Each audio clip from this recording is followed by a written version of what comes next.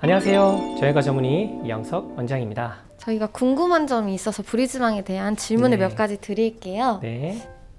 브리즈망이 관절낭을 일부러 찢어주는 방식이라고 하는데 그게 사실인가요? 네, 맞습니다. 브리즈망은 이 관절낭을 늘려주는 방법인데요. 이것을 고무줄을 늘리는 것과 같다고 생각하시면 됩니다. 자, 쇠 고무줄을 처음에 늘리려면 힘이 많이 들어가죠.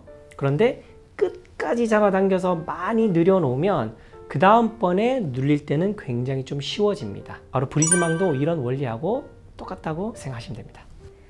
수술을 통해서 찢을 경우에는 어느 부위를 찢는지를 알 수가 있는데 브리즈망 시술은 사실 어느 부분이 어떻게 찢기는지를 알 수가 없잖아요. 근데 괜찮은 건가요? 괜찮죠? 자, 50견은 우리가 이제 관절낭이 아래쪽, 앞쪽, 뒤쪽이 다 이렇게 짧아져 있어요. 그러면 이 방향으로 전체적으로 다 풀어줘야 되겠죠. 그래서 우리가 브리즈망을 할 때는 자, 팔을 이렇게 하면 뒤쪽이 늘어나고요. 팔을 이렇게 하면 앞쪽이 늘어나고, 팔을 밑에서 위로 들면 아래쪽에 관절낭이 늘어납니다. 그래서 브리즈망 치료를 할 때는 이렇게 원하는 방향으로 모두 관절낭을 늘릴 수가 있어요. 자, 이걸 좀 설명을 드리면, 자, 여기 종이가 있는데 이것을 제가 그냥 한번 찢어 보겠습니다. 그러면 이상하게 찢겨지시죠? 자, 이거 제가 의도치 않게 그냥 여기만 찢어졌습니다. 원래는 제가 가운데를 찢고 싶었는데, 그런데 제가 하는 브리즈망 시술은 이겁니다. 여기를 살짝 찢고 이 결 따라서 이제 쭉 찢으면 어떻게 될까요? 제가 원하는 방향대로 찢을 수가 있죠. 만약에 제가 이쪽 방향으로 찢고 싶어요. 이렇게 찢고 이렇게 찢으면 제가 원하는 방향으로 찢을 수가 있습니다. 그래서 많은 분들이 좀 오해하시는 게 브리즈망 하면 여러 방향에서 어떻게 찢어질지 모르니까 불안하다고 생각하시는데 절대 그렇지 않습니다. 말씀드린 대로 뒤쪽과 앞쪽과 위쪽, 밑에 있는 아래쪽에 있는 관절낭들을 그 부위를 풀 수 있는 테크닉을 이용해서 잘 스트레칭 시켜주면 원하는 방향으로 위험하지 않게 잘 늘릴 수가 있습니다. 그러면 그 외에도 혹시 강제적으로 관절낭을 찢는 시술이 문제가 되는 부분은 없나요? 많은 분들이 그냥 강제적으로 찢는다고만 너무 생각을 하세요.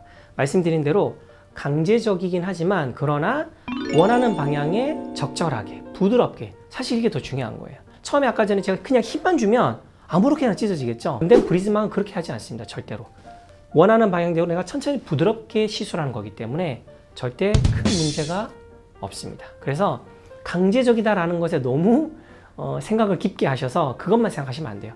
브리즈망은 강제가 아니고 부드럽게 이완시켜주는 중요한 테크닉입니다.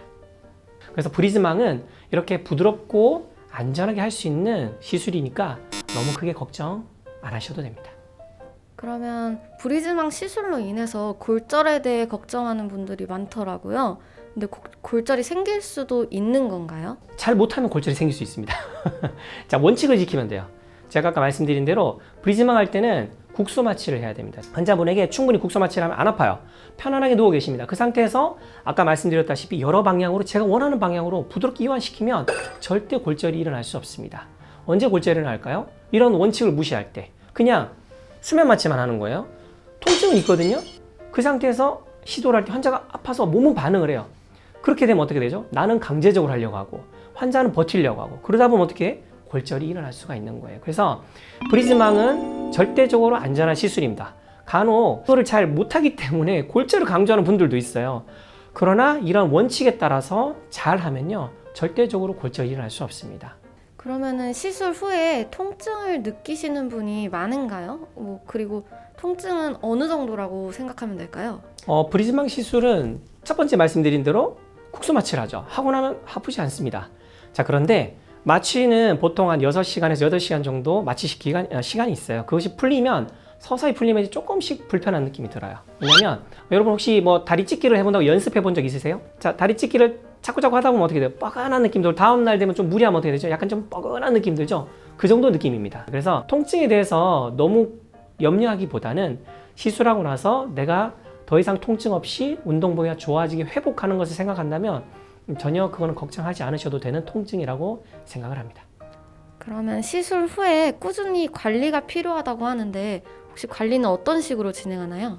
우리가 브리즈망 하면 환자분들이 늘 생각하는 게 한 번으로 끝나겠다라고 생각하는 게 절대 아닙니다. 자, 브리즈망으로 제가 이제 관련을 늘려놨어요.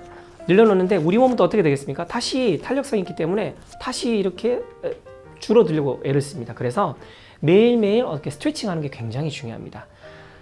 많은 분들이 한 번으로 자꾸 끝내려고 하는데, 자, 여러분 저도 질문하고 싶어요. 공부 한 번으로 됩니까?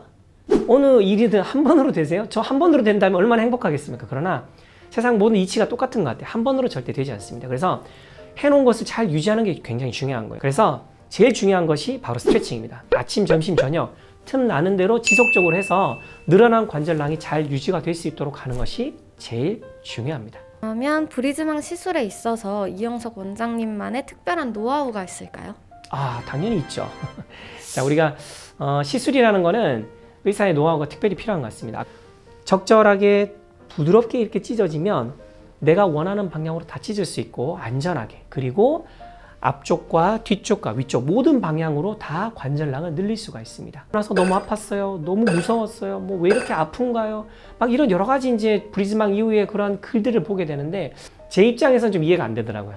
그만큼 의사의 테크닉이 굉장히 중요한 것 같습니다. 그래서 저는 저만의 여러 가지 환자분들 치료하다 보니까 그런 방식으로 좀 안전하고 부드럽게 할 수 있는 테크닉이 있기 때문에 아마 저에게 오신다면 그런 거는 걱정하지 않고 잘 치료받을 수 있을 것 같습니다. 지금 말씀해주신 거 들어보니까 환자분에 대한 마음이 되게 각별하신 것 같은데 마지막으로 오십견으로 인해 고통받고 계신 많은 분들에게 한마디 부탁드립니다.